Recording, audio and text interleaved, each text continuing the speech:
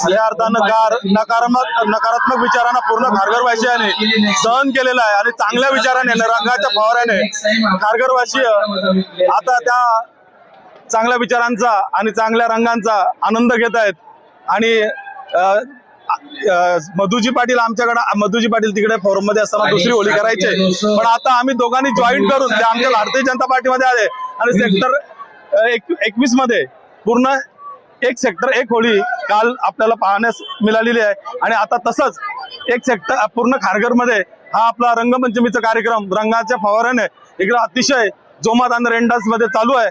आणि असंच खारघरवासियांना चांगले विचार पूर्ण वर्षभर देव ही रंगपंचमीची संकल्पना सन्माननीय आमदार प्रशांतदादा ठाकूर साहेब आणि सभागृह नेते परेशदादा ठाकूर साहेब यांच्यामुळं ही साकार झालेल्या पूर्ण खारघर मंडळाचे पदाधिकारी यांनी हा आयोजन केलेला आहे आणि चांगला प्रतिसाद मिळाला आहे खारघरमध्ये. रंगपंचमी ही पूर्ण खारघर मंडळाच्या वतीने खारघरमध्ये प्रत्येक वर्षी आम्ही करत असतो.